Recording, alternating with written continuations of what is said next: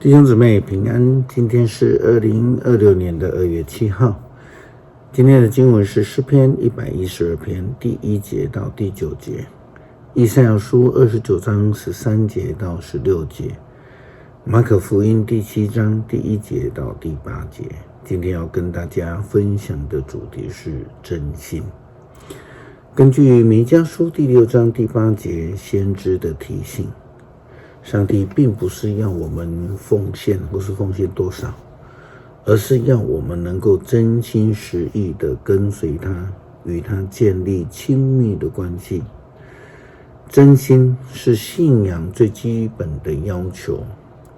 基督徒必须真心地敬拜上帝，不是用祭祀，不是用嘴巴，而是用生命来跟随上帝。以赛亚书29章13节到16节，先知的话这样说道：主说，这人民认为他们在敬拜我呢，他们用嘴唇舌来尊敬我，他们的心却是远离我。他们的宗教仅是人间的一些规条传统，熟读背诵而已。因此我要再出其不意地打击他们，使他们震惊。他们当中聪明人的聪明将毫无价值，精明人的精明将毫无用处。那些向上主隐藏计谋的人要遭殃了。他们在暗中策划，以为没有人看见，没有人晓得他们在做些什么事。他们颠倒是非，到底摇将重要，或是摇器重要呢？人所造的东西怎么能够对人说你没有造我，或者说你不知道你在做什么？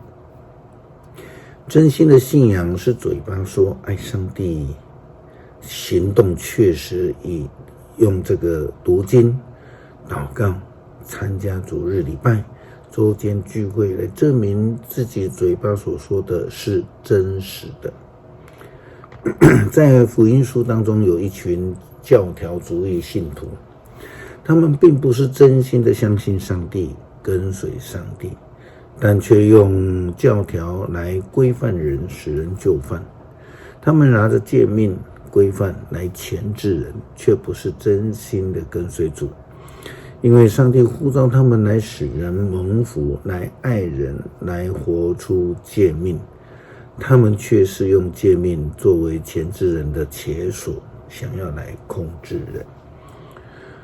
如同马可福音第7章第1节到第8节所记载的，法利赛人和从耶路撒冷来的一些经学教师一起来见耶稣。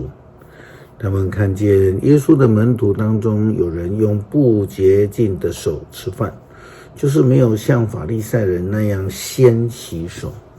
原来法利赛人和一般犹太人都居守的祖先的传统，若不照规定先洗手，就不吃饭。从街上买来的食物，若不先洗过，也不吃。他们还居守许多其他传统的规律，好比怎么样洗杯子、洗锅子、洗铜器和床铺等等。因此法利赛人和经学教师就问耶稣，为什么你们的门徒不遵守我们祖先的传统，仅用不洁的手吃饭呢？耶稣说，以赛亚指着你们这般假冒为善的人所说的预言是对的。他说，上帝这样说，这人民用唇舌尊敬我，他们的心却远离我。他们竟把人的规律当作我的命令，他们敬拜的我都是徒然。耶稣说，你们居守人的传统，而放弃了上帝的命令。先知以赛亚的时候呢，就已经指明了这班人的问题，但是呢，他们仍然只以表面的礼仪来要求人，来批判人，却不是真心的敬拜上帝。我们呢？诗篇112篇第1节到第9节，要赞美上主，敬畏上主的人多么有福啊！喜欢遵行上主诫命的人多么有福啊！义人的后裔一定蒙福，他的子孙在地上总会强盛，他的家族富裕繁荣，他的义行存到永远。有光在黑暗中照耀着正直的人，照耀着慈爱、怜悯、公义的人。慷慨好施的人有福了，他以诚实经营业务，义人永不失败，他永远不被遗忘，他不因坏消息惊惶，他的心坚定，一心信靠上主。他不忧不惊，他确信会看见仇敌的衰败。他慷慨周济穷苦人，他的仁义永存。他将强盛，受人敬重。感谢慈爱的主呼召我们成为跟随者，以诫命来帮助我们活出真实的生命。求主帮助我们以真心来敬拜，以诚心来服侍，以爱心来使人得益处。感谢祷告，奉主耶稣基督圣名求，阿们。